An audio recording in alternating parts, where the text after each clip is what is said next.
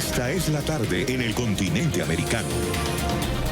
Cuando anochece en Europa y amanece en Asia, así cae la tarde en el continente americano y transcurre la noche y el amanecer en el resto del mundo. La tarde fin de semana.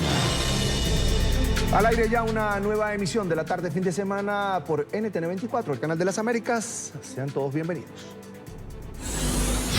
Los funcionarios de la aviación civil que rechazaron firmemente la noción de un ataque con misiles estaban actuando sobre la base de la información disponible para ellos. Quiero decirles que no tienen la culpa, no son culpables, todo es nuestra responsabilidad. Ellos no son culpables. Luego de 3 días de especulaciones, Irán aceptó que derribó por error el avión de Ukrainian International Airlines, siniestro que cobró la vida de 176 personas. Alarma en Puerto Rico, un nuevo terremoto de magnitud 6 sacudió la isla que aún padece las secuelas del temblor del pasado martes. Hoy se cumplen 22 días de la desaparición del diputado venezolano Gilbert Caro y el periodista Víctor Ugas. Desesperados, sus familiares exigen al régimen que revele su paradero. En el mundo hoy, los chalecos amarillos y miembros de varios sindicatos se toman las calles de París en rechazo a las políticas sociales y económicas del presidente francés Emmanuel Macron. Los saluda como siempre Carlos Eduardo Sánchez. Es un gusto poder acompañarlos como cada fin de semana. Recuerde que estamos en Twitter, estamos como @latardenetn24 en mi cuenta personal @CESánchezM. Comenzamos. Después de 3 días de especulaciones, Irán aceptó que derribó no intencionadamente el vuelo 752 de Ukrainian International Airlines, en el que murieron 176 personas.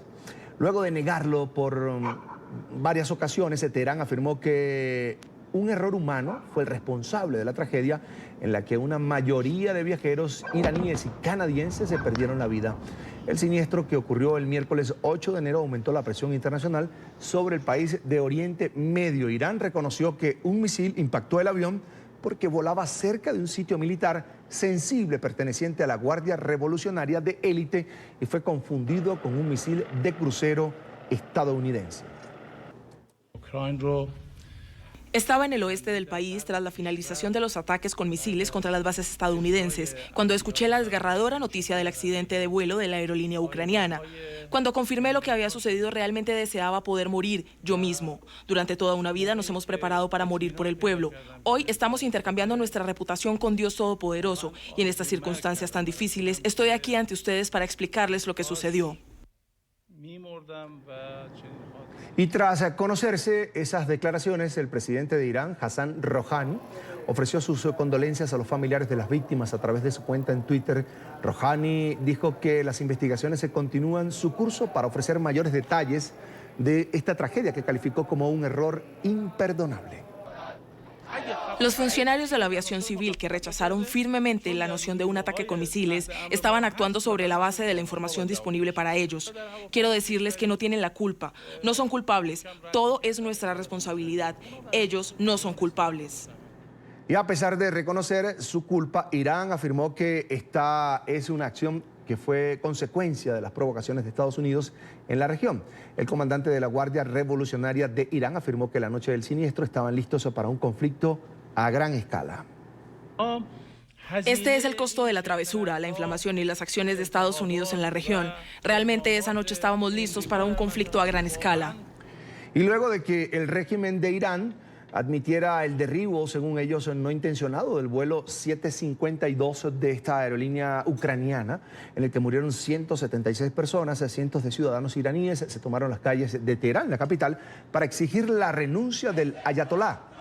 Aunque todo comenzó de forma pacífica con vigilias por las víctimas de este siniestro, poco después la manifestación se transformó en una multitudinaria protesta en contra del régimen. Los manifestantes se coreaban frases como "abajo el dictador, vergüenza que se vaya, comandante en jefe renuncia". Además, exigieron que los culpables se rindan cuentas ante la justicia, pero públicamente condenaron el accionar de la Fuerza de Seguridad Interna Paramilitar de la República Islámica. Finalmente, La policía antidisturbios reprimió las protestas con gas lacrimógeno y cañones de agua. Mi primer invitado de hoy es Robert Valencia, analista político. Bienvenido a la tarde fin de semana. Nos acompaña desde Nueva York. Hola, buenas tardes. Muchas gracias por la invitación. Es un gusto. Bienvenido como siempre, Robert.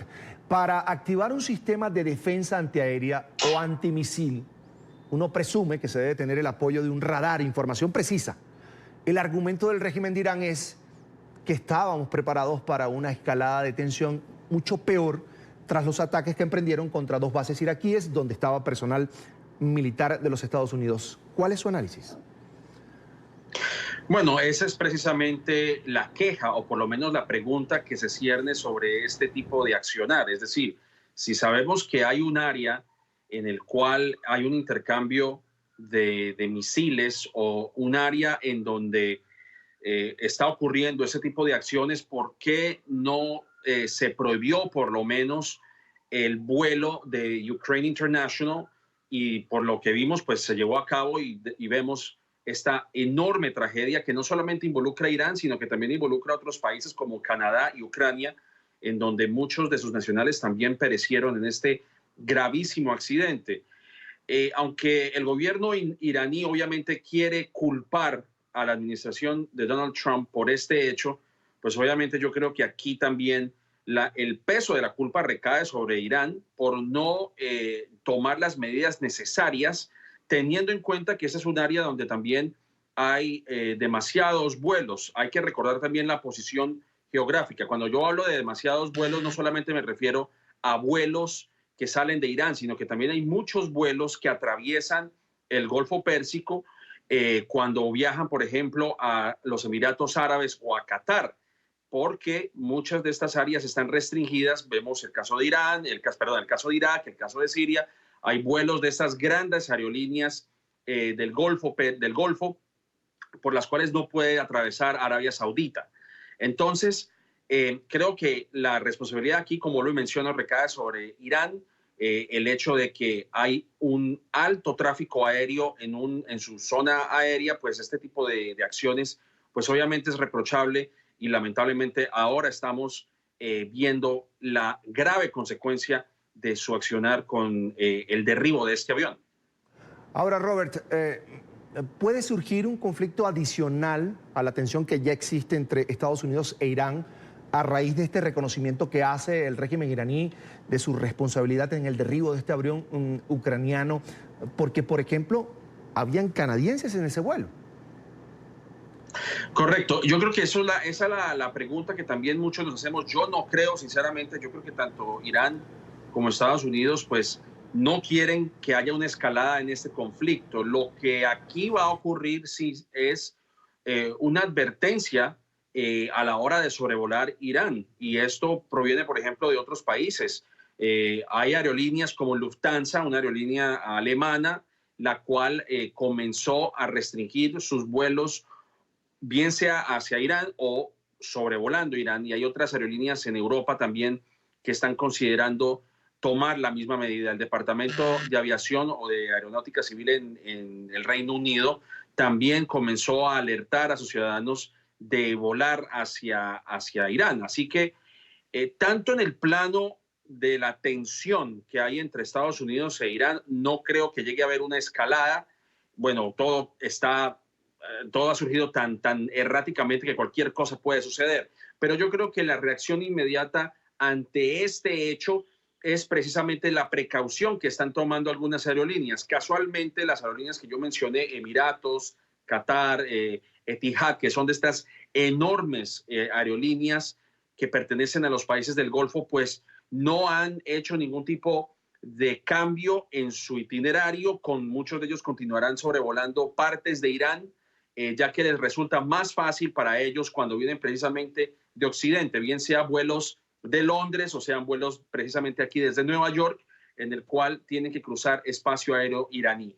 Yo creo que esa es la reacción inmediata, pero desde el momento que ocurrió el siniestro hasta la fecha no se habla de una escalada militar entre Estados Unidos e Irán, pero cualquier cosa puede suceder, obviamente teniendo en cuenta que una guerra a mayor escala entre Estados Unidos e Irán pues va a tener efectos no solamente devastadores para Irán, sino también para el Medio Oriente, considerando que hay otros países como Siria que también enfrentan un éxodo masivo o han enfrentado un éxodo masivo, el tema de Irak. Así que yo creo que pues, ese es el escenario que todo el mundo quiere evitar.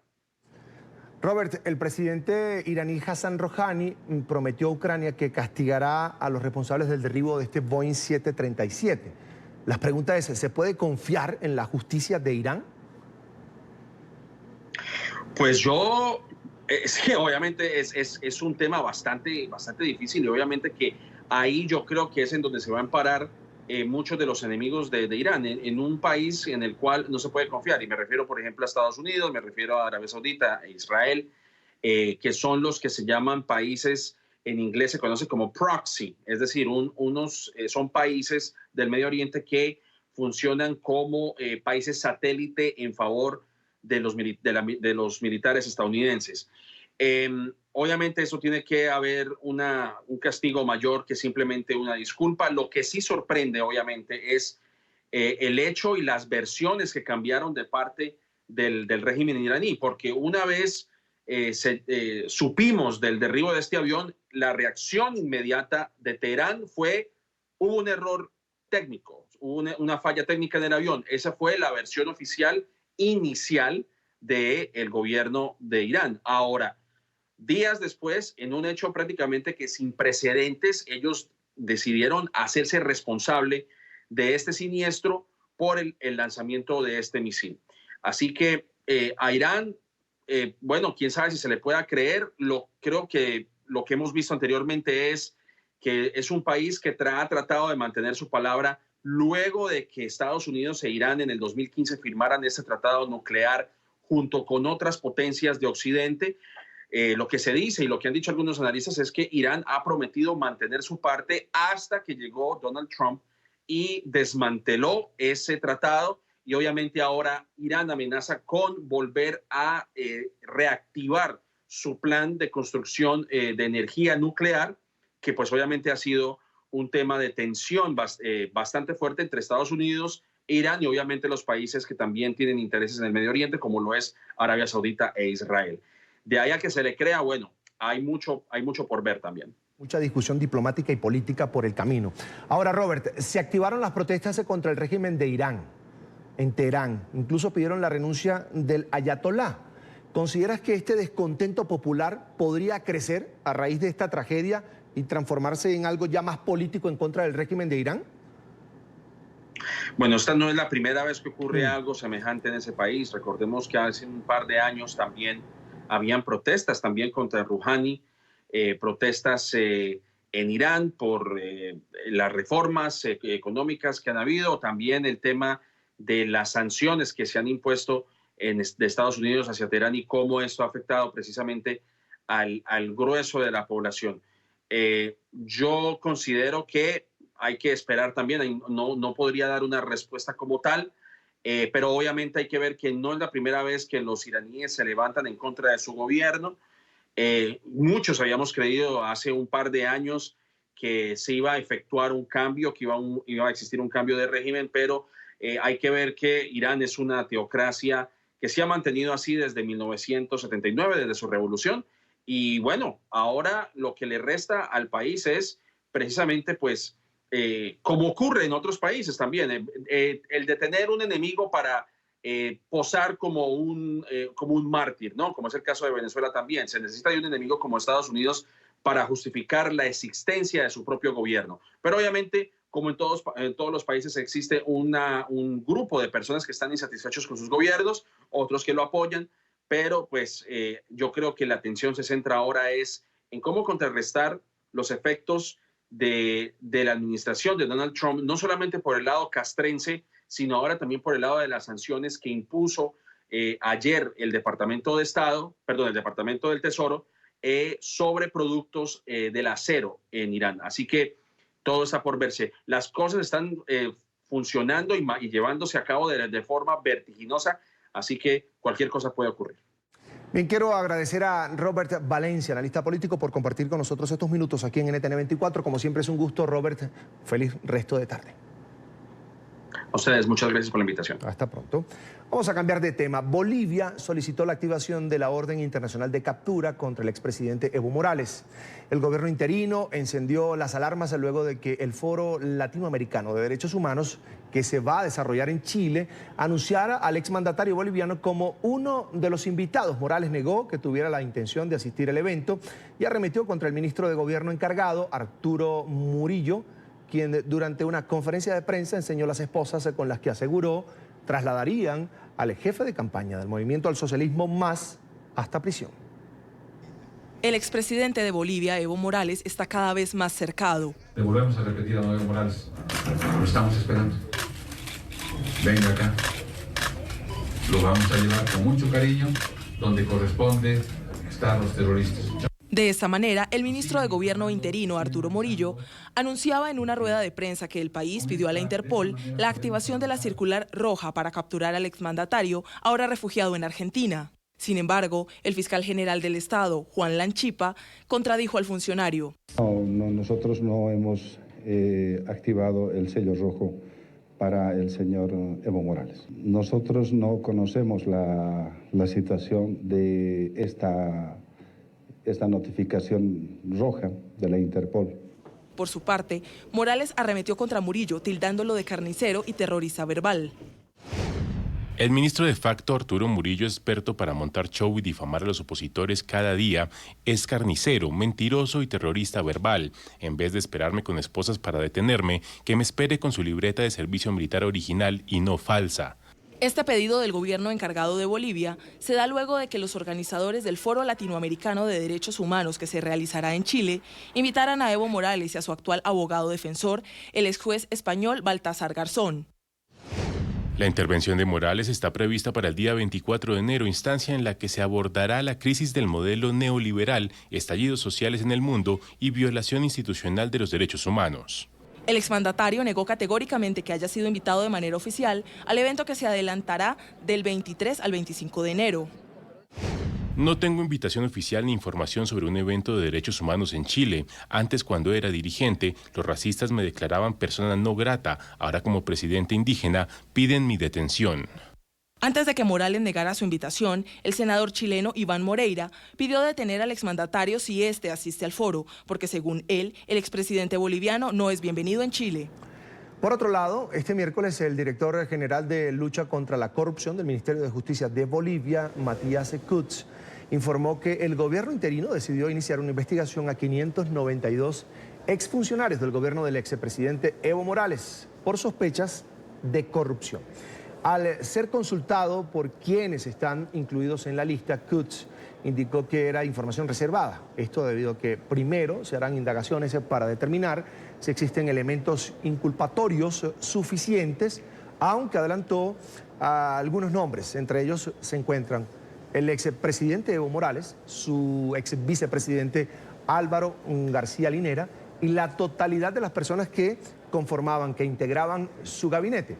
El objetivo es recuperar activos en el extranjero, por ello Kutz aseguró que las investigaciones serán llevadas a cabo para identificar quiénes son las personas que cometieron delitos de corrupción, que desviaron los recursos públicos a otros países y que se encuentran actualmente refugiados en el extranjero. Evo Morales respondió a través de su cuenta personal de Twitter rechazando el anuncio. El ministro de Justicia de facto viola la Constitución Política del Estado al presumir culpabilidad de 592 exfuncionarios del MAS y sus familias. Se pone por encima de los jueces dictando condena sin un juicio previo. El régimen de Áñez, Mesa y Camacho es violento, sembrador de pruebas falsas y difamador. Nos acompaña a esta hora Alejandra Serrate, activista boliviana. Bienvenida a la tarde fin de semana de NTN 24. Es un gusto que puedas acompañarnos. Bienvenida. Buenas tardes, señor Sánchez. Es un gusto que usted me dé este espacio y poder hablar acerca de la verdadera situación que está atravesando mi país en estos momentos. Bien. Vamos a comenzar porque Evo Morales, expresidente de Bolivia, pareciera que tiene respuesta para todos. Mostraron unas esposas porque hay un proceso judicial en su contra en territorio boliviano y no está allá, está ahora mismo en Argentina, y responde al ministro Arturo Murillo diciendo: el ministro de facto Arturo Murillo, experto para montar show y difamar a los opositores, cada día es carnicero, mentiroso y terrorista verbal. en vez de esperarme con esposas para detenerme, que me espere con su libreta de servicio militar original y no falsa. Se va por las ramas y de alguna manera Evo Morales sigue con el discurso de que hay una persecución política en su contra. Evidentemente, una de las cosas que dice él es que el actual ministro, el señor Murillo, no tiene libreta militar, lo llama terrorista verbal. Es una cosa ser un terrorista verbal, que definitivamente acá en Bolivia Arturo Murillo no es conocido por ser una persona delicada, pero no es un terrorista real como lo es el señor Evo Morales, que ha incurrido en crímenes de lesa humanidad tratando de impedir el ingreso de comida a distintas áreas de Bolivia, ¿no? Eso por un lado, eso por otro. Evo Morales ha llegado inclusive a la ridiculez de llegar a decir que él era todavía presidente hasta el 22 de enero, siendo que ha incumplido absolutamente todos los reglamentos que lo pondrían a él como presidente, que uno de ellos es que esté más de 6 días afuera del país abandonando cargo, ¿no? Primero se va a México, luego pasa unos cuantos días en Cuba y ahora está muy cerca de Bolivia, en la Argentina, donde incluso ha tratado de inaugurar obras acá en Bolivia después de haber causado tantas muertes, haber causado un fraude que me sorprende que él, por supuesto, no habla acerca del fraude asqueroso y grotesco que cometió y que fue encontrado por un organismo internacional como es la OEA. Alejandra, además ya la justicia boliviana, el gobierno interino de Bolivia, está trabajando en la investigación a más de 500 exfuncionarios del gobierno de Evo Morales. La mayoría de los bolivianos cree en estas investigaciones, en que se va a llegar a la verdad y que en el gobierno de Evo Morales realmente hubo corrupción? A ver, el gobierno de Evo Morales tuvo denuncias de corrupción desde mucho antes que el señor Evo Morales se vaya. Perdón, ¿me escucha, señor Sánchez? Sí, señora. Sí, adelante. Uno de ellos, que me gustaría mucho que investiguen los televidentes, es el caso del desfalco del fondo indígena, que es el robo al Estado más grande en la historia de Bolivia. Entonces, los casos de corrupción que vienen arrastrando el gobierno de Evo Morales, recién van a poder haber una investigación real en este momento, ahora que el señor Evo Morales ya no está. Hay muchos funcionarios, por supuesto, que tienen distintos niveles de digámoslo así, de culpa por un lado, y por otro lado, por supuesto, distintos tipos de delitos, porque hay gente que está siendo investigada en este momento por sedición y gente que está siendo investigada por terrorismo y otra gente que está siendo investigada por corrupción, que son delitos totalmente distintos, ¿no? Ahora, por otro lado, Bolivia traga esto de las investigaciones por corrupción durante la administración de Evo Morales. El propio expresidente Evo Morales ya ha anunciado que tiene un equipo de abogados que lo va a representar en ese proceso judicial, pero de alguna manera Bolivia también sigue andando políticamente y avanza hacia elecciones. De hecho, semanas atrás, de alguna manera quedó en evidencia cómo el Movimiento del Socialismo Más, que es el partido político de Evo Morales, está fraccionado. ¿Esto sigue así? ¿Sigue perdiendo fuerza ese grupo que años atrás apoyaba la propuesta del gobierno de Evo Morales? El partido del Movimiento Socialismo me parece que ahora está pasando por un quiebre más que todo moral. Hay un sector del movimiento al socialismo que todavía cree profundamente en el caudillismo del señor Evo Morales y que incluso viaja afuera del país para hacer lo que el caudillo les manda, sabiendo que este ha sido culpable, por supuesto, de fraude electoral, que es un delito gravísimo, no solamente en mi país, sino a nivel internacional, por un lado. Y por otro lado, hay un fragmento del movimiento socialismo que dice que el partido, para seguir existiendo, incluso como movimiento político, como corriente política en el país, tiene que separarse completamente del señor Evo Morales y de todas las personas que estaban, que formaban parte de su gabinete ministerial, ¿no? Entonces, una de las opiniones muy personales que tengo yo es que para el movimiento socialismo seguir siendo un partido político y no ser una agrupación delictuosa, tiene que separarse completamente del señor Evo Morales y eliminar ese caudillismo que viene arrastrando desde hace 14 años. Es decir, que podemos ver o podríamos ver en las próximas semanas, quizás en los próximos días, el retiro de Evo Morales como el supuesto jefe de campaña del MAS para las próximas elecciones que se van a celebrar en Bolivia. Claro, tendría que ser así, no solamente por un tema judicial, sino también por un tema moral, porque en un viaje reciente a La Paz que yo tuve, que es donde está la sede de gobierno, pude hablar con gente del movimiento al socialismo, que de un grupo de jóvenes, que es Generación Evo, que recién estaban pudiendo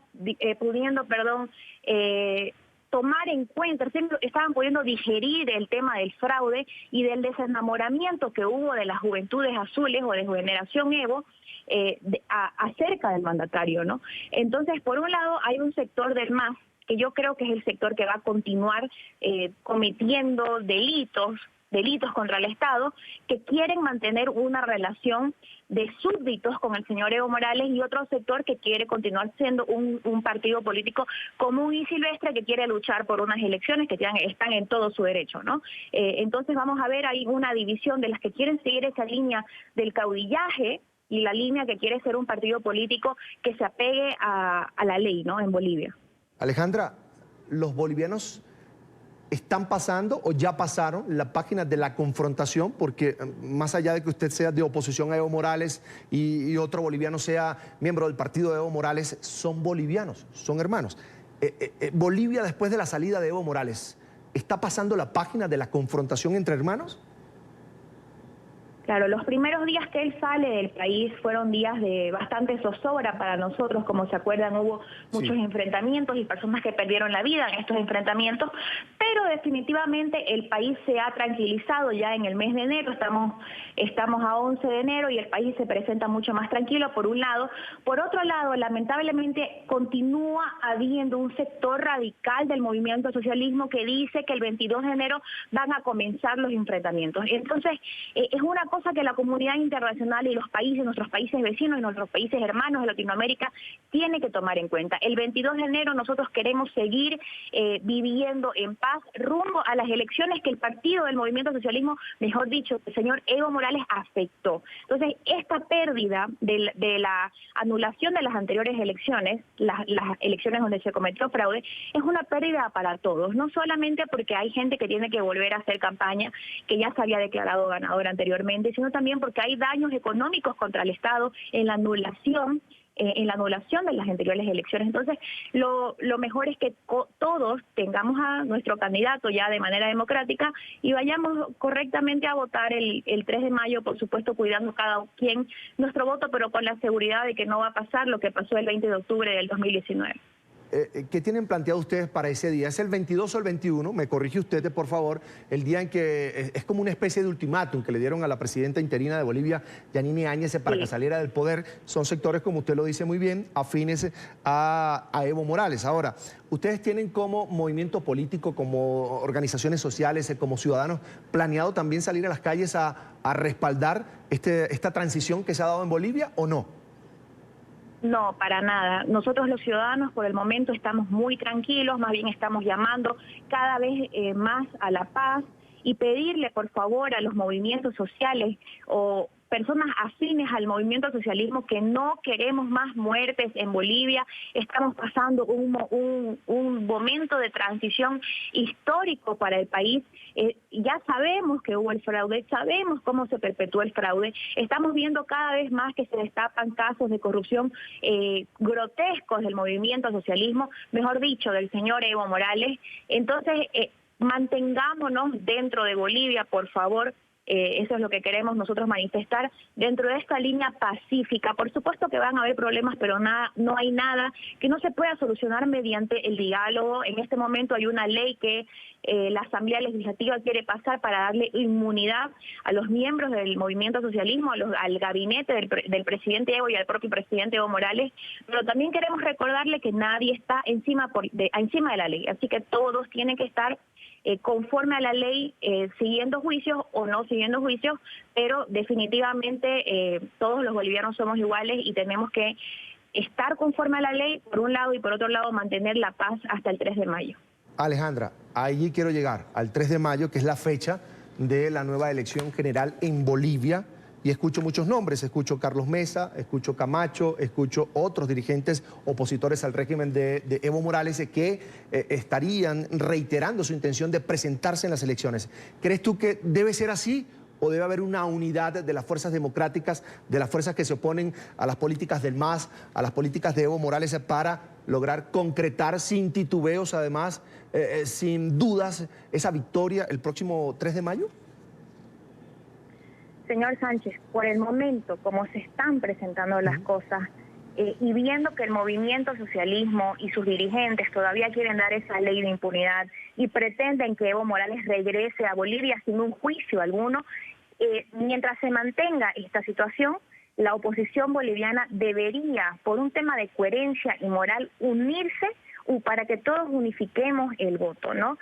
Porque en el caso que gane democráticamente el movimiento socialismo, porque acá hay unas reglas del 10%, que tiene que ganar más del 10%, y bueno, son unas leyes que tenemos acá dentro del proceso electoral, y si la persona que se postule quiere que regrese Evo Morales de manera impune, sería devastador para nuestra justicia y quizás no hubiera vuelta atrás, ¿no?, de esta situación. Entonces lo que tenemos que hacer en este momento es procurar que mientras la situación del movimiento socialismo se mantenga en darle impunidad a criminales, nosotros tenemos que mantenernos en unidad. Si esto cambia, pues por supuesto vivimos en democracia y cada quien podrá presentarse con su propio frente, ¿no? Bien, quiero, como siempre, agradecer a Alejandra Serrate, activista boliviana, por compartir con nosotros aquí en La Tarde fin de semana. Es un gusto. Estamos en contacto, por supuesto, porque Bolivia, ya usted bien lo anunciaba, a partir del 20, 21, 22 de enero hay una manifestación anunciada por movimientos afines al expresidente Evo Morales y eso sin duda va a ser noticia mundial. Alejandra, como siempre, es un gusto. Muchísimas gracias por el espacio. Yo voy a estar acá. Siempre me pueden seguir en redes sociales, Alejandra Serrate y Ale Serrate en Twitter, donde estoy continuamente mostrando la verdadera cara de lo que está pasando en Bolivia. Gracias, buena tarde. Hasta pronto. Vamos ahora a hablar de Cuba, porque cada vez se cobra más fuerza el movimiento clandestino que se ha dado a conocer en redes sociales por sus contundentes mensajes y acciones en contra del régimen de la isla. En los últimos días han sido vandalizados varios bustos del prócer de la independencia cubana, José Martí, con una sustancia roja que, según los integrantes de esta agrupación, representa la sangre que corre en la isla por cuenta de los abusos contra los ciudadanos. Informe a continuación de nuestra cadena aliada Telemundo 51. Que la sangre levante a los patriotas, eso escriben como consigna y tiñen de rojo el busto del apóstol cubano. La página de Facebook del supuesto grupo Clandestinos en Cuba tiene esta y otras publicaciones. Registran cada acto de vandalismo contra esculturas de José Martí en la capital cubana. Un mensaje político, dicen, contra el régimen de La Habana. Es una demostración de los tiempos que estamos viviendo, el hecho de que haya gente que esté dispuesta a hacer algo tan abiertamente opuesto al régimen. Eso nos indica hasta qué punto el régimen está perdiendo espacio cada vez más y la sociedad civil cubana está despertando cada vez más. Su nombre y su identificación visual la toman de la multipremiada película cubana de 1987, Clandestinos. Incluyen un personaje de la serie española Casa de Papel. Están confundiendo a José Martí, que es un símbolo de la Cuba eterna, con el régimen. En su página de Facebook hay comentarios de estímulo y de cuestionamiento. No está claro cuántas personas, si más de una, integran el supuesto movimiento. En su página de Instagram dicen no ser oposición, ser clandestinos. En un país en la situación, en la encrucijada en la que está Cuba hoy, hay dos posturas, a favor del régimen o en contra del régimen. Finalmente, Arcos, que ha empleado años en estudiar los fenómenos socioculturales y políticos en Cuba, alerta. Es peligroso porque le da una herramienta más al régimen para acusar a toda su oposición. Los que han hecho esto y los que lo critican desde adentro de la oposición como anticubanos. Es profundamente contraproducente. De Cuba a Colombia. Uber funcionará hasta el próximo 31 de enero en Colombia. La empresa señaló que la decisión es consecuencia del cumplimiento del fallo de las autoridades colombianas de que el pasado 20 de diciembre le ordenaron suspender sus operaciones. Por otra parte, el Ministerio de Transporte recordó que está prohibido prestar el servicio público de transporte en un vehículo privado y que este tipo de empresas deben tener autorización para poder hacerlo. Informe a continuación de nuestra cadena hermana en Colombia, Noticias RCN. A través de un comunicado, Uber indicó que el 1 de febrero ya no estará funcionando en Colombia. La compañía considera que la decisión es arbitraria, pues va en contra del ordenamiento jurídico colombiano, violando el debido proceso y derechos constitucionales. El comunicado también señala que apeló el fallo de la Superintendencia de Industria, que ordena el cese de la prestación del servicio. Decisiones como esta responden también a la ausencia de una reglamentación del servicio de movilidad colaborativa a través de plataformas tecnológicas en Colombia.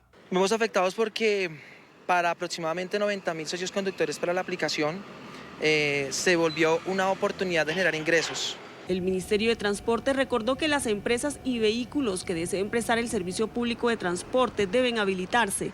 En la actualidad hay alrededor de 24 plataformas habilitadas. La utilización de plataformas tecnológicas para la prestación del servicio de transporte en la modalidad individual de pasajeros en vehículos taxi están reguladas por Gobierno Nacional, de modo que el empleo de las mismas por parte de las empresas habilitadas para la prestación del servicio requiere previa habilitación por parte del Ministerio. Es una oportunidad para toda la transformación de taxismo y definitivamente hay más aplicaciones que están en el mercado ya de orden legal. Según Uber, 2 millones de usuarios utilizaban este servicio en el país.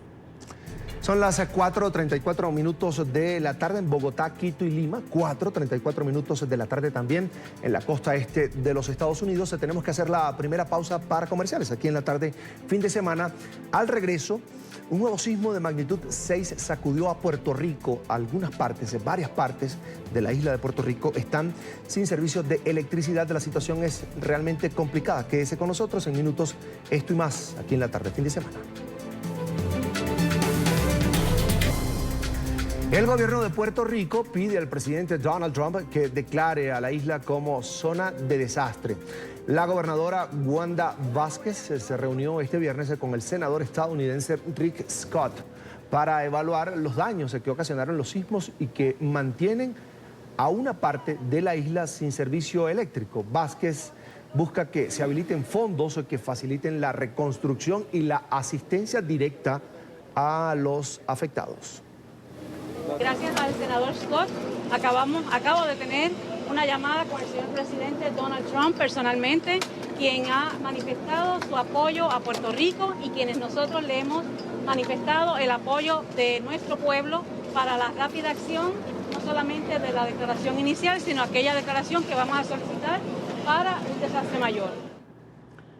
Y un nuevo sismo de magnitud 6 se sacudió anoche la isla de Puerto Rico, causando más daños en la costa sur del territorio. La red sísmica informó que desde la medianoche de este viernes se han registrado decenas de réplicas de intensidad, además de considerable, tras el movimiento telúrico de 6.4 que se registró el pasado 7 de enero. Y al menos 7 personas murieron en el sureste de los Estados Unidos a causa de las tormentas de las últimas horas. Según informó el Servicio Meteorológico Nacional, 3 personas murieron en el condado de Pickens, en Alabama. 3 personas más murieron en Luisiana y una en Texas. A esta hora se reportan cortes del servicio eléctrico en Luisiana, Mississippi, Tennessee, Texas y Arkansas. Y es que hay alerta en el sur de los Estados Unidos por fuertes tornados, granizo y ráfagas de viento que azotan la región. Los gobiernos de Texas, Oklahoma, Arkansas y Luisiana emitieron una alerta a los residentes de la zona para que tomaran medidas de prevención. En Keys, Oklahoma, fuertes vientos arrancaron una casa desde sus cimientos, al igual que árboles y líneas eléctricas. A las afueras de Dallas, en Texas, los vientos se llevaron parte de un hotel y volcaron un camión con remolque en Irvington. Según el Servicio Meteorológico Nacional, se prevé que el mal tiempo traiga fuertes nevadas y agua-nieve a otros lugares durante la noche de mañana domingo. Avanzamos, vamos a hablar a esta hora. Vamos a ir a Centroamérica porque aumentó en más de 40% la cifra de salvadoreños deportados desde México y Estados Unidos durante el 2019. Las caravanas de migrantes que iniciaron en Honduras en 2018 incentivaron a cientos de salvadoreños a buscar cruzar la frontera México-Estados Unidos en busca del anhelado sueño americano. Sin embargo, el objetivo ya no es tan fácil de alcanzar debido a que la administración Trump y el gobierno mexicano han endurecido sus políticas migratorias y reforzado además la seguridad en las fronteras para impedir precisamente el paso ilegal de las personas. La pobreza y la violencia siguen siendo los factores por los que los salvadoreños emigran sin documentos hacia la Unión Americana en busca de oportunidades pese a los riesgos que reviste el camino. Vamos a ver ahora este fenómeno en cifras. Según la Dirección General de Migración de El Salvador, en 40% creció el número de connacionales que fueron deportados desde Estados Unidos y México el año pasado, el 2019.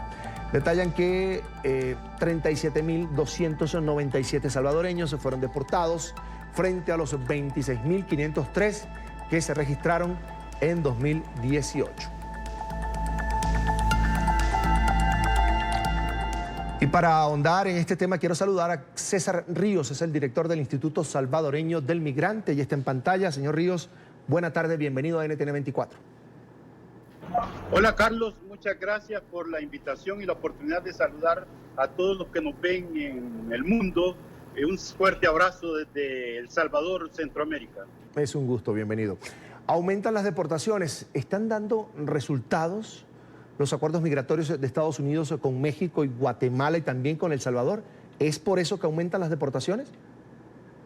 2019, un año muy característico sobre la agenda que puso el presidente Donald Trump para atención de las migraciones en la región. Aumentan 40% las deportaciones y se reducen 60% el número de personas que quieren entrar a Estados Unidos. Esos son datos muy característicos, dignos de analizar y de revisar cada uno de sus propuestas. Ahora, señor César, los salvadoreños están regresando a su país. ¿Cómo se da este proceso? Mira, interesante, porque si se reduce en el número de personas que entran a Estados Unidos y se aumentan las deportaciones, lo que significa es que las personas que están siendo deportadas no son personas que están recién pasando la frontera con Estados Unidos. Son personas que ya viven en Estados Unidos y que tienen muchos años en Estados Unidos y que tienen a su familia y que por no tener los documentos en regla, los deportan.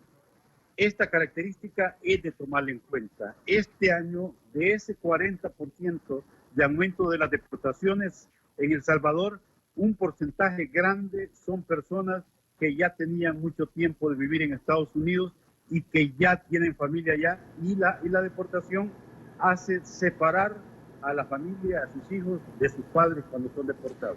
Cuando retornan, ¿qué les espera al momento del retorno? Es decir, cuando llegan a El Salvador, ¿qué les espera? Sí, lamentablemente en la región no existen todavía programas integrales para abordar el tema o el problema de la deportación. Estamos hablando de personas multiculturales con muchos años viviendo afuera y cuando vienen empiezan a sufrir los problemas principalmente de la edad, porque encontramos deportados con mayores de 40 años y nuestra cultura laboral ya de 40 años para arriba ya lo empieza a marginar. Por otra parte, tenemos un problema serio que muchos de los deportados que han vivido mucho tiempo afuera traen tratamientos médicos con medicamentos específicos y cuando quieren entrar al sistema de salud de nuestros países se dan cuenta de que no hay presupuesto para darle continuidad a esos tratamientos médicos que traían. No existen algunos medicamentos y tienen problemas serios de adaptación. ¿Estos migrantes retornados, señor César, están recibiendo algún tipo de ayuda por parte del gobierno? Sí, hay varios proyectos que se han experimentado en estos años anteriores. El tema fundamental es que hemos quedado una cultura solamente de expulsión de personas y familias y nadie nos enseñó a cómo recibirlos ahora cuando ya están retornando. La poca comprensión de este fenómeno de la deportación ha puesto en una situación muy difícil para el diseño de políticas públicas en nuestros países. No hay programas efectivos. Este es un tema serio de nación y de la población que merece llevarlo a un nivel de política pública y no a un nivel de proyecto. Los gobiernos nos pueden presentar cifras de beneficiar a 200 o 300 personas deportadas, pero eso no es lo que buscamos. Lo que buscamos es un proceso integral que busque reinsertar a toda la población y no lo tenemos. Fíjese, señor César, las razones por las que los salvadoreños están saliendo de su país en busca de ese sueño americano siguen siendo las mismas: pobreza, violencia, marginación. ¿Por qué el gobierno de Estados Unidos, es una consideración que le estoy pidiendo, una opinión, por qué considera usted que el gobierno de Estados Unidos no apunta con mayor precisión y más recursos además a la raíz del problema? ¿Qué es eso? Mayores oportunidades dentro de El Salvador. Mira, las migraciones es un reflejo real de la incompetencia de las políticas públicas.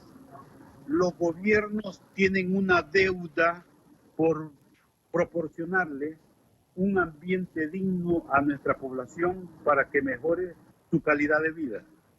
Si las políticas de empleo no dan resultados, si las políticas de salud no dan resultados, si las políticas de seguridad no dan resultados, entonces la única vía que están teniendo los jóvenes es ir a buscar un ambiente donde se sientan que tienen una vida digna y de respeto. Mientras los gobiernos no sean efectivos en brindar esta estabilidad para nuestra población, principalmente para los jóvenes, vamos a seguir viendo jóvenes caminando en busca de protección y no va a haber muro que contenga esta migración en búsqueda de protección. Quiero, señor César, que hablemos también del gobierno de Nayib Bukele. ¿Qué está haciendo para disminuir la migración? Mira, acordémonos que solamente han pasado 6 meses del gobierno. En este momento creo que nosotros como INSAMI, que es el Instituto Salvadoreño del Migrante, organismo no gubernamental, hemos declarado que bueno, ya tuvieron 6 meses para acomodar al nuevo liderazgo político. De aquí en adelante tenemos que ver ya la efectividad y los resultados de todos los planes que podría tener. Como sociedad civil nos hemos puesto a la disposición del gobierno para que coordinemos y trabajemos juntos. Tenemos más tiempo nosotros en tener una agenda pública de migración que los nuevos gobiernos y los nuevos funcionarios. Hay que aprovechar esto y una de las cosas que se han hecho, que son significativas de parte del presidente Bukele, es empezar a diseñar una estrategia de migración ordenada o migración laboral. El diciembre pasado se fueron ya los primeros 50 compatriotas con una visa laboral hacia Estados Unidos al sector agrícola. Creemos que es el inicio y esto tiene que continuar con otros sectores productivos en Estados Unidos. Bien, quiero agradecer a César Ríos, es el director del Instituto Salvadoreño del Migrante, por compartir con nosotros estos minutos aquí en la tarde fin de semana. Fue un gusto.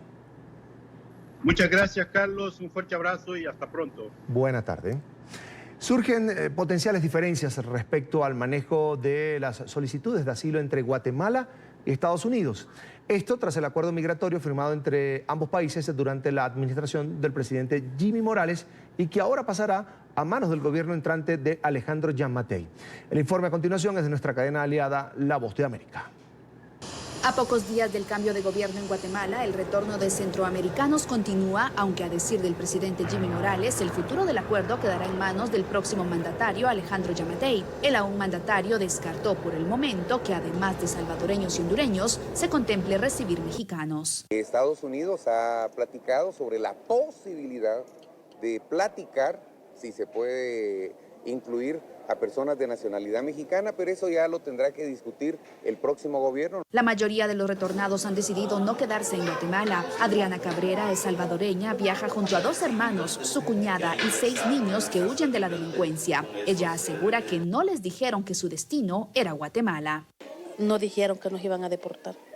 No. ¿Qué les dijeron a ustedes? Solo a mi hermano, luego a nosotros nos mandaron sin decir nada. Uno de los pocos centroamericanos que sí pedirá asilo en Guatemala es Ernesto Ortiz, quien fue detenido en Texas cuando intentaba adentrarse en Estados Unidos y asegura que es una mejor opción que regresar a su tierra natal. Acá en Guatemala pues no es muy grande el sueño, obviamente pues es como un país, bueno, Centroamérica obviamente, ¿verdad? La economía no es muy alta, pero puede trabajar uno más tranquilo con la ayuda de Dios. Hasta el momento suman 97 los centroamericanos retornados y de ellos, solo 7 han iniciado el proceso de asilo en Guatemala. Eugenia Sagastume, Voz de América, Guatemala. Legisladores demócratas y activistas de diversas organizaciones culturales advierten sobre el incremento de los crímenes de odio en Estados Unidos. Desde Florida invitan a las minorías a articular esfuerzos en contra de la intolerancia. Informe de nuestra cadena aliada La Voz de América. De acuerdo con la Liga Antidifamación, en Estados Unidos, entre 2018 y 2019, se registraron más de 6.700 incidentes contra la comunidad judía. Esto ha encendido las alarmas con la advertencia de legisladores del Congreso estadounidense. Miembros de la comunidad han sido atacados cuando cruzaban la calle por ser judíos, han sido atacados en la ciudad durante Hanukkah, mientras celebraban Hanukkah. Todos estos ataques a los judíos son porque son judíos.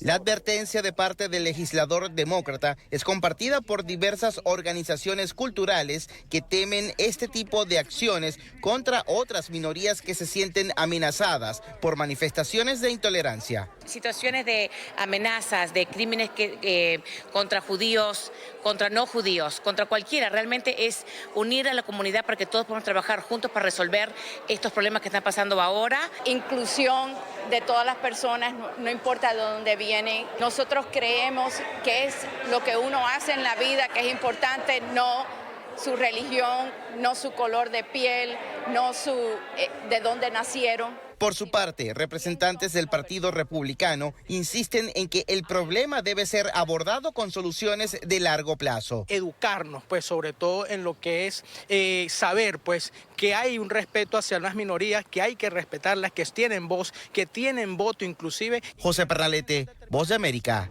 Miami.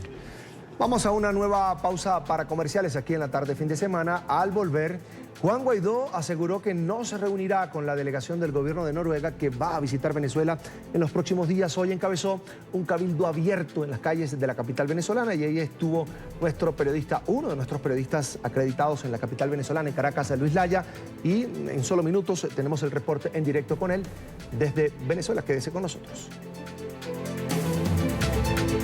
De vuelta con más de la tarde fin de semana. Juan Guaidó aseguró este sábado que no se reunirá con la delegación del gobierno de Noruega que visitará Venezuela en los próximos días, pues considera que sería un error volver a sentarse a negociar con el régimen de Nicolás Maduro. Guaidó llamó a los ciudadanos a protestar, a tomarse las calles para lograr un cambio democrático en la nación suramericana.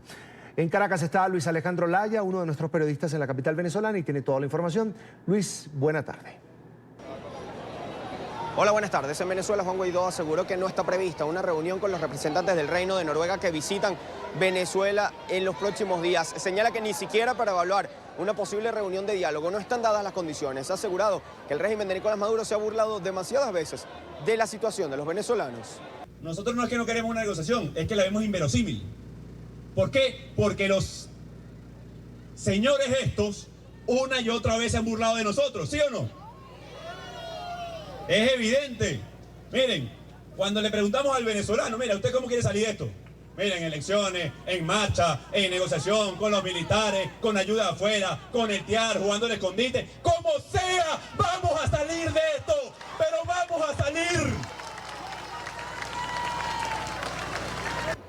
Ha asegurado que la respuesta y la salida a la situación de Venezuela es la movilización en la calle, es movilizar a Venezuela por sus cuatro costados. Por esto ha señalado, entre otras cosas, que sesionará la Asamblea Nacional la próxima semana, para lo que invitó al pueblo a unirse y acompañarlos al Parlamento Nacional.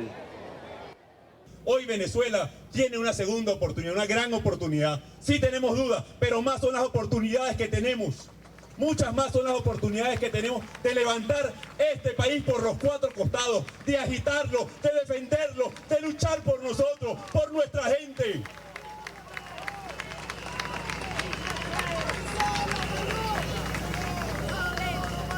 Somos nosotros, no solamente los diputados, por cierto, los que debemos defender a toda Venezuela. Nosotros lo vamos a hacer, ustedes lo saben.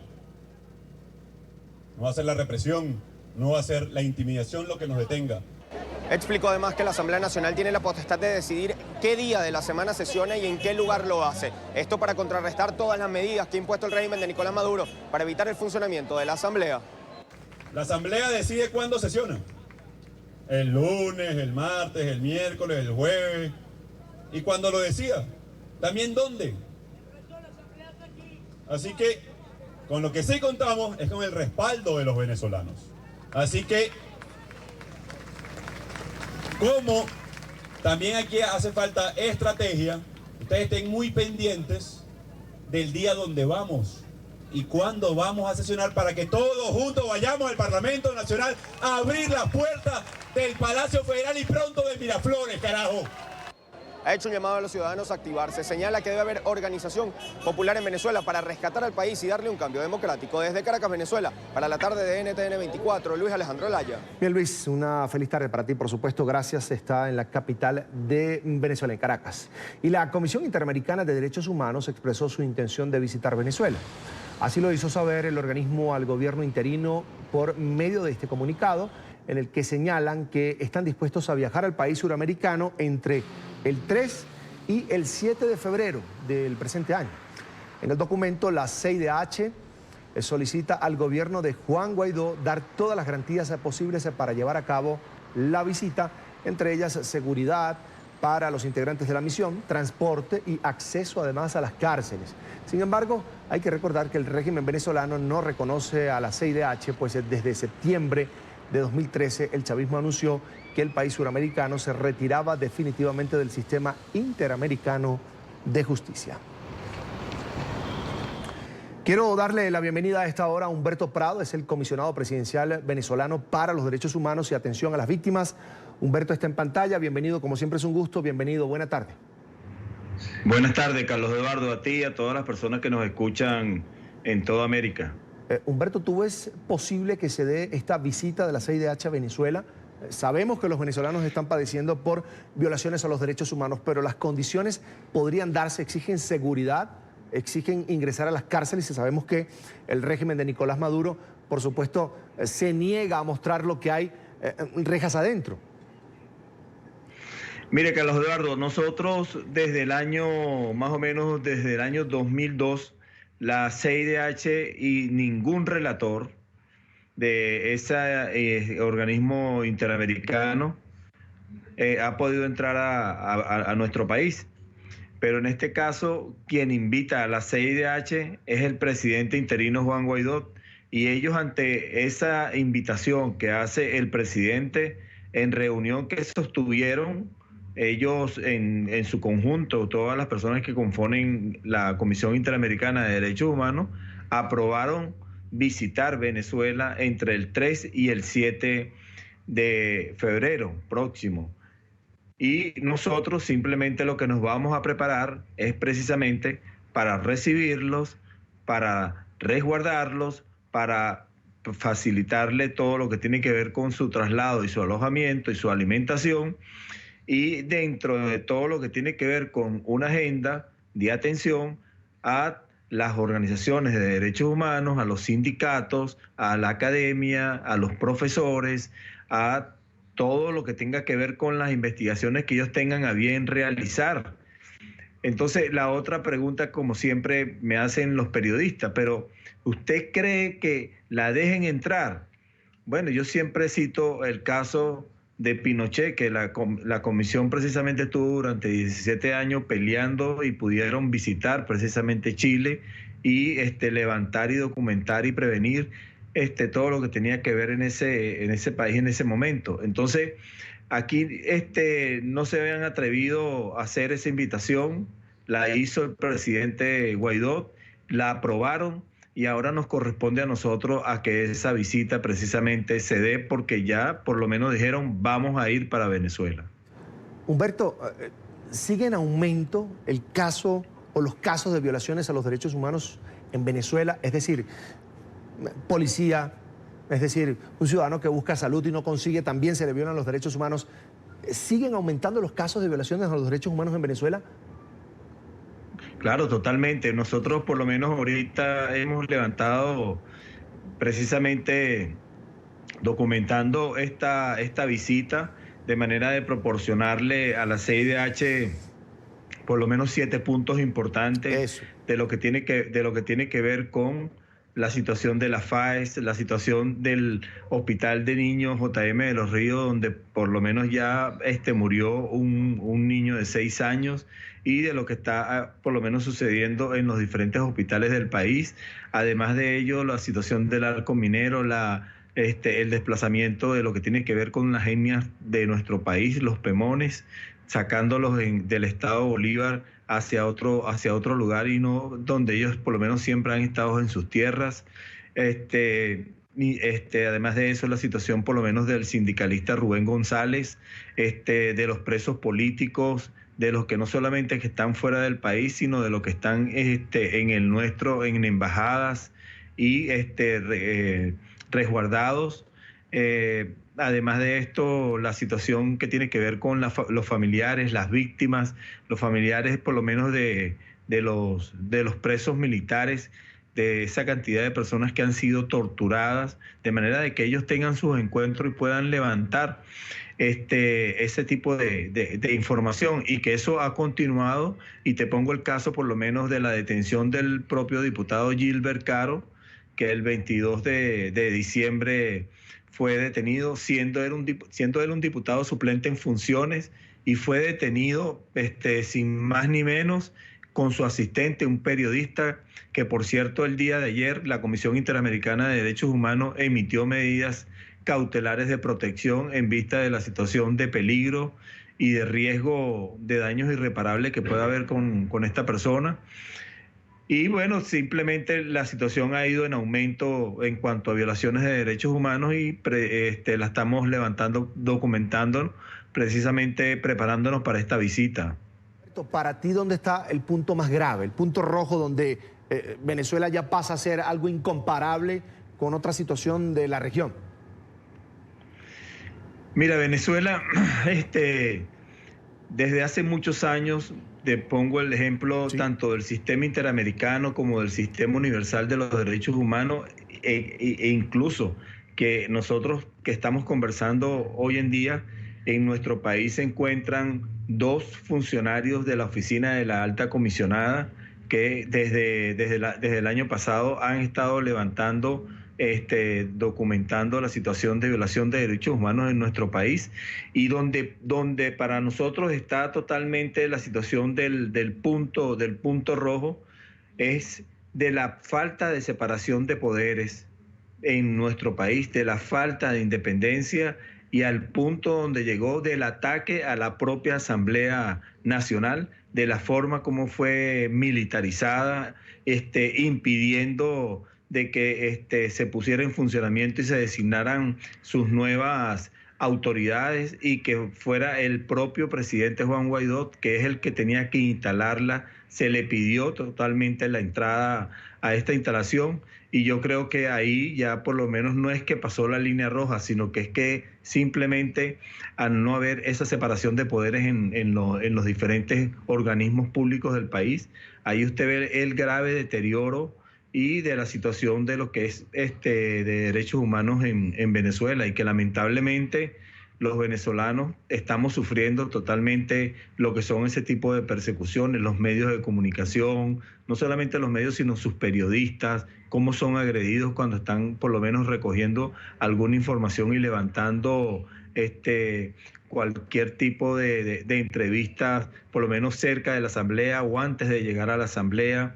Sacan a sus colectivos, impiden incluso esas personas actuando bajo la mirada cómplice de la propia Policía Nacional Bolivariana y de la Guardia Nacional, y no poniendo por lo menos en resguardo al periodista, sino que son golpeados, les quitan sus equipos de trabajo. Y sin embargo usted ve, por lo menos por decirle algo, Carlos Eduardo, de ese reconocimiento que yo tengo que aprovechar para darle a la prensa venezolana, de que siguen parados, levantando esa información, poniendo por lo menos todo lo que tiene que ver con la noticia en nuestro país en los actuales momentos, y que simplemente el venezolano está batallando por su democracia y que agradece altamente el apoyo de todos los países del mundo que por lo menos se ha reflejado en los actuales momentos, y el apoyo, lo digo con toda responsabilidad, del gobierno de Colombia, del presidente Duque. Humberto, ante tanta represión, a veces silenciosa, a veces muy agresiva, muy evidente, el venezolano se ha ido decepcionando al no conseguir justicia. ¿Cómo los ves tú? ¿Los ves decaídos, con una esperanza? ¿Cómo ves a la sociedad venezolana en general?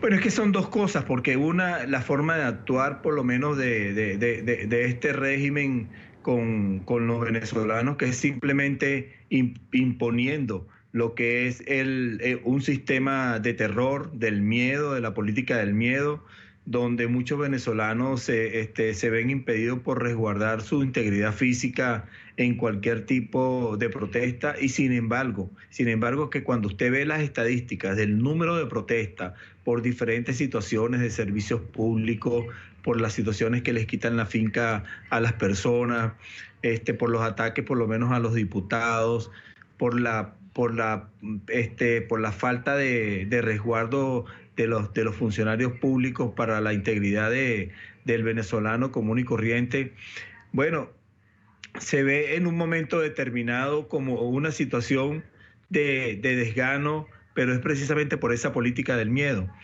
Pero el venezolano ha estado siempre presente las veces que por lo menos se les ha llamado y ha sido necesario para que simplemente levanten la voz ante las tantas violaciones de derechos humanos y la falta de democracia en nuestro país, que hemos pasado simplemente a tener ya una dictadura, Carlos Eduardo. Esto simplemente, cuando usted lo analiza, todos los factores que nosotros podemos describir, simplemente estamos en un estado no solamente militarizado, sino con una dictadura actuando, y donde se dan el lujo de detener a quien sea, cuando sea, como sea, y simplemente de esconderlo, que hasta la presente fecha que yo estoy hablando con usted, ayer en las declaraciones del fiscal que designó la constituyente, Tarek William Saab, ahí fue donde dijo, ese señor, después de casi 21 días de detención del diputado Gilbert Caro, que él se encontraba detenido en la Policía Nacional Bolivariana.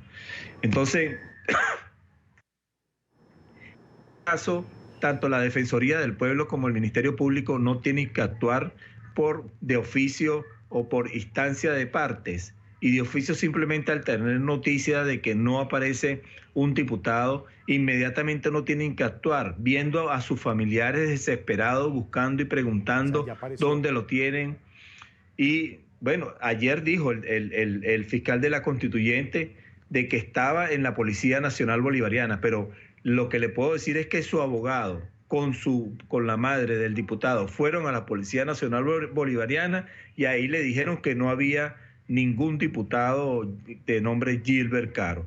Entonces, es una situación tan grave, precisamente cuando usted me hace esa pregunta de la situación de cómo se siente el venezolano, que llegan al punto, Carlos Eduardo, de que una juez incluso impide que unas personas sean defendidos por sus abogados de confianza, y que le impone un abogado público, y que le impide que tengan derecho a la defensa desde el momento de la detención, y que un diputado que tiene una prerrogativa de una inmunidad parlamentaria que se tiene que respetar y no la respetan, ¿qué queda entonces para el ciudadano común y corriente? Y sin embargo, ante ese tipo de... No hay ley, Humberto, no hay ley, sencillo, no hay ley. Venezuela es un país sin leyes, o al menos este régimen no las respeta.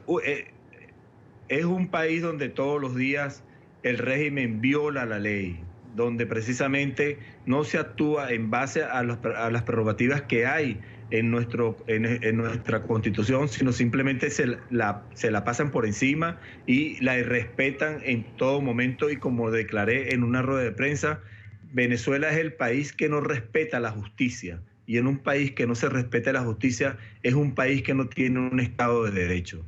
Humberto, quiero hablar del tema de Gilbert Caro porque son 22 días, el 20 de diciembre es detenido, se sabe que lo detuvieron, pero no sabe la familia, tú mismo lo dices, el fiscal del régimen, pero ¿quién le cree al fiscal del régimen que Gilbert Vega esté? Y quería rectificar eso contigo, si la familia de Gilbert Caro pudo ir a la sede de la Policía Nacional Bolivariana para verificar si está allí o no.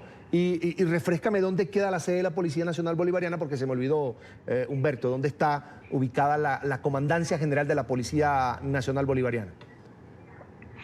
Bueno, es que ese es el problema, ¿no? Que existe por lo menos una Universidad Nacional de la Seguridad que nosotros sabemos que está en Caracas, pero resulta que no existe una Comandancia General de la Policía Nacional Bolivariana, sino que existen X determinadas dependencias de la Policía Nacional Bolivariana, y por lo menos a los sitios donde se fueron a preguntar por las personas que detienen y que lo buscaron por computadora, con la madre y con la abogada, ahí no estaba. Incluso tan grave, Carlos Eduardo, que la abogada de él pudo entrar esta semana al tribunal y preguntar a la juez dónde estaba detenido y le dijeron está en la Policía Bolivariana, y fueron al sitio de la dependencia donde le dijeron de la Policía Bolivariana en el sector La Quebradita, y ahí le informaron que ahí no estaba ningún Gilbert Caro. Entonces imagínense cómo si un propio juez informa al abogado y a la madre de que el señor se encuentra en X determinado sitio detenido y cuando van no está, le dice la propia Policía Nacional Bolivariana. Entonces, ¿qué se puede nosotros calificar de la situación que nosotros tenemos hoy en día en nuestro país? Que simplemente agarran a un ciudadano y lo esconden, se lo llevan, incluso aquí hay no solamente el caso de Gilbert Caro, sino es que tenemos personas en la cárcel nacional de procesados militares en Ramo Verde que ya han cumplido su pena después de 16 años, policías metropolitanos y hasta tenientes, y no les han dado libertad. O sea, no le hacen caso a una boleta de excarcelación de un juez. Y eso es terriblemente grave, porque yo me acuerdo que anteriormente cuando se daba una boleta de excarcelación inmediatamente tenía que quedar libre esa persona, porque de lo contrario entonces usted entraba en un delito que es privación ilegítima de libertad. Y entonces en los actuales momentos llega un juez y remite una boleta de excarcelación. Eso que dices, privación ilegítima de libertad, y que es un delito, cabe por ejemplo en el caso de Gilbert Caro, que no sabemos dónde está. O sea, los funcionarios que ejecutaron esa orden, ese operativo, están incurriendo en un delito. Bueno, es que a él nosotros sabemos de que a él le hicieron la audiencia de imputación, sí, pero no dieron, el 22 de diciembre hicieron la audiencia precisamente de presentación, y no dejaron entrar a la defensa, no le dieron información a los familiares, y todos los jueces se fueron de vacaciones dicembrinas y entraron a trabajar después del 7 de enero, y después en el 8 fue precisamente cuando informaron este tipo de situación, ya imputados, pero no se saben dónde está, no se saben dónde lo tienen. Ni siquiera los abogados han podido hablar con esta persona. Su abogado es la doctora Teresli Malavé y del periodista Víctor Ugas. Imagínense tan grave, esta gente es tan mala porque no tiene ninguna otra calificación, que le ponen al asistente del diputado Gilbert Caro, que es un periodista, lo imputan de resistencia a la autoridad, y es un delito que no reviste carácter de privación de libertad, y sin embargo los privaron de libertad y le pusieron como fiadores que buscaron unos fiadores que ganaran por encima de más de los 100.000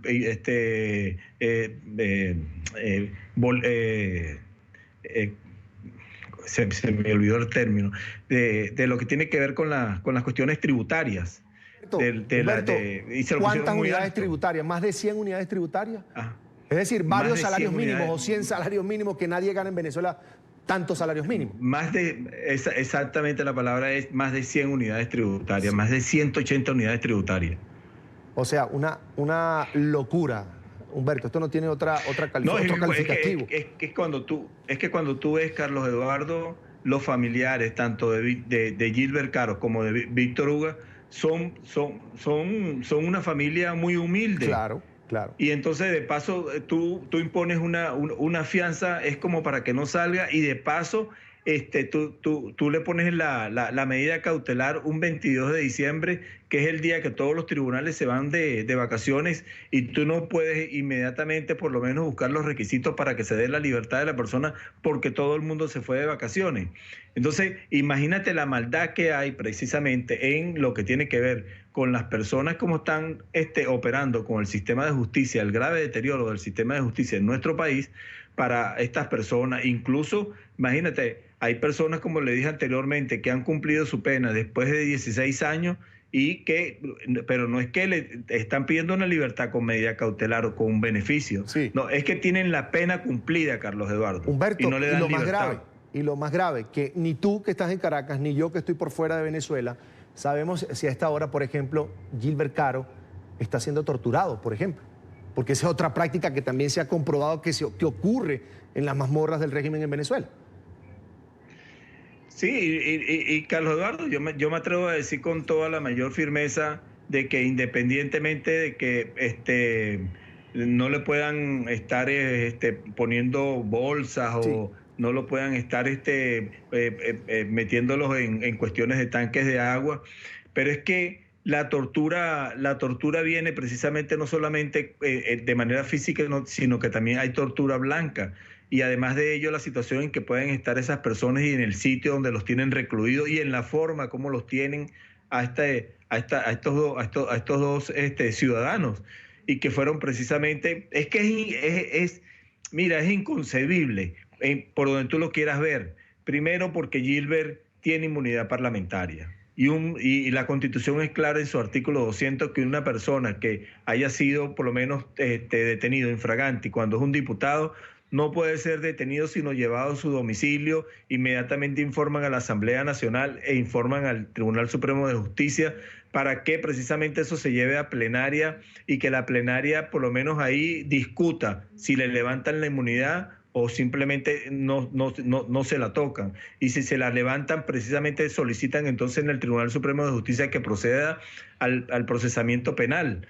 Pero él sigue en su casa, ¿no? A Gilbert lo agarraron junto a su asistente, al periodista Víctor Ugas, se lo llevaron y hasta la presente fecha no tenemos información de ninguno de los dos. Y nosotros que estamos llevando las medidas cautelares, que incluso cuando tú lees la resolución de la Comisión Interamericana de Derechos Humanos otorgando las medidas ampliadas a Víctor Ugas, tú ves toda la relación que hace la Comisión Interamericana de la situación de violación continua y sostenida en Venezuela, que viene precisamente desde hace más de 15 años, desde el primer informe que tiene que ver con democracia y derechos humanos, hasta el último que remitió precisamente la Comisión Interamericana, y que Venezuela sigue estando en el capítulo 4, que es como decir la lista negra de los países que más violan derechos humanos en todo el sistema interamericano. Tú lo que narras, Humberto, me dices, lo que dices y lo que describes me lleva a pensar en una película, por supuesto, de terror. Pero quiero cerrar con esto porque se me está acabando el tiempo. Humberto Prado es un reconocido defensor de derechos humanos en Venezuela desde hace muchísimo tiempo, muchísimos años. Al día de hoy, Humberto, que estás acompañando al presidente encargado interino de Venezuela, Juan Guaidó, en las gestiones por los derechos humanos, ¿te da miedo circular por Caracas? ¿Te da miedo estar en las calles levantando la voz en favor de los venezolanos que están padeciendo violaciones y atropellos? Mira, Carlos Eduardo, tú sabes que yo vengo de trabajar el tema de cárceles. De situación de presos en mi país. Y cuando yo decidí dar este paso de estar al lado del presidente Juan Guaidó cuando me llamaron, lo hice precisamente porque no quise seguir hablando en los pasillos, sino que quise alzar la voz por los que no tienen voz en todo mi país, por todos los que están presos, por todos los perseguidos, por los diputados, por las personas que están en los hospitales, por los niños de los JM de los Ríos, por los migrantes, que tenemos más de casi 6 millones que han migrado de nuestro país, por la separación de nuestros familiares, que se nos han ido nuestros hijos, nuestros hermanos, nuestros tíos, simplemente buscando alternativas en otros países, por todas las personas, por todos los sindicatos, por todos los profesores. Yo creo que yo estoy donde tengo que estar. Que si tengo miedo, bueno, yo te pudiera decir nada más que tengo temor a Dios, pero estoy haciendo lo que tengo que hacer por mi país en el momento que los venezolanos tienen que decir lo que tienen que hacer, porque de lo contrario simplemente nos roban Venezuela y perdemos la oportunidad de darle la continuidad que tiene que tener esta oportunidad y esta esperanza que se llama Juan Guaidó al frente de Venezuela, y que tenemos que seguirlo acompañando, Carlos Eduardo. Así lo veo yo, y por eso decidí dar este paso como tal. En pantalla, Humberto Prado es el comisionado presidencial para los derechos humanos y atención a las víctimas en Venezuela. Humberto, no esperaba menos de ti, por supuesto, siempre es un gusto conversar contigo. Mucho éxito, mucha suerte y cuídate bastante. Un abrazo, Carlos Eduardo, a ti, a todo tu equipo y especialmente a nuestra amiga Dania Chirino. Un abrazo, Humberto. Buena tarde. Hasta la próxima. Hacemos una nueva pausa para comerciales y al volver, las noticias del mundo hoy. Ya regresamos.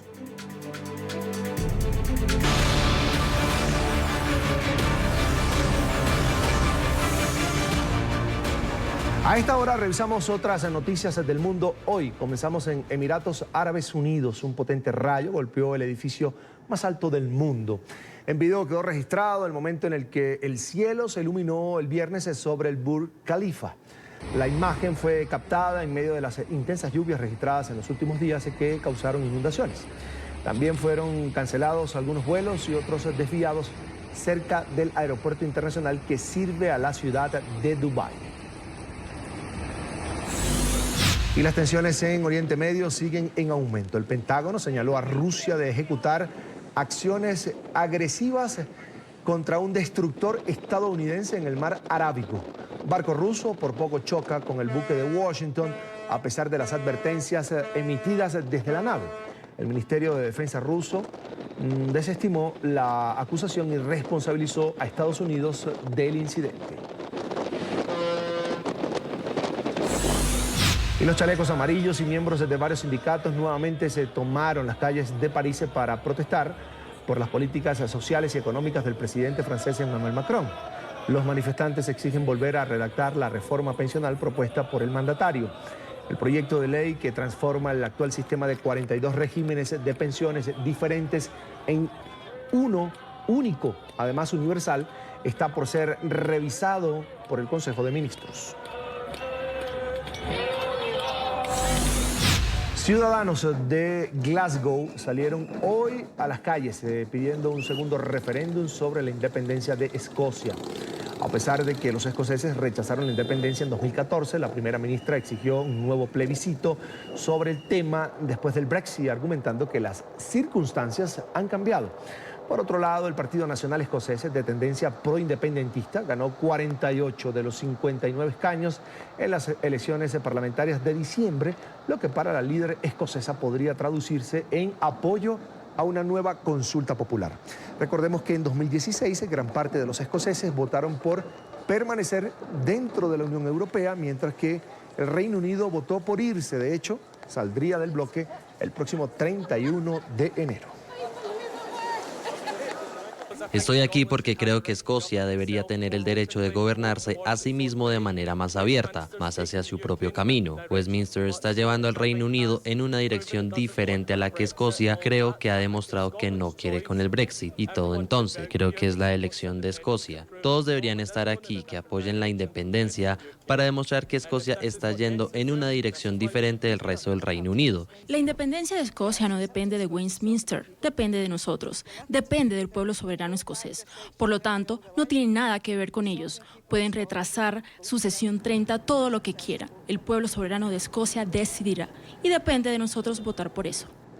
Continúa la emergencia en Australia por cuenta de los incendios forestales. Pese a que las temperaturas han disminuido, se han registrado lluvias, más de 10 millones de hectáreas han sido consumidas por las llamas. Cientos de ciudadanos salieron a las calles para reclamar mayor acción del gobierno ante la crisis. El fuego no da tregua en Australia.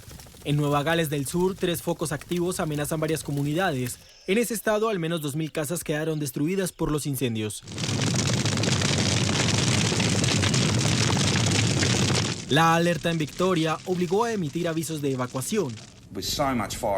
Con tanto fuego en el paisaje, solo vamos a seguir viendo incendios. Incendios que arderán durante las próximas semanas, incluso con el pronóstico de mejores condiciones climáticas la próxima semana. Cientos de personas han abandonado sus hogares. Muchos se fueron en la noche sin saber si su hogar iba a estar allí por la mañana. Eso fue bastante aterrador. Entre tanto, el gobierno australiano enfrenta la presión de la ciudadanía. Creo que el gobierno ha sido absolutamente despreciable, ha mostrado falta de empatía y no ha hecho nada por los incendios. En varias ciudades del país hubo concentraciones. Protestan por las acciones del gobierno frente a la crisis. Y sigue el drama de cientos de migrantes en su travesía para llegar a Europa. 120 indocumentados fueron rescatados de una embarcación a la deriva cerca a las costas de Libia. Varios de ellos estaban en estado de shock y mostraban signos de debilidad. Según la Organización Internacional para las Migraciones, 1.283 personas murieron en 2019 en su intento por cruzar el mar Mediterráneo.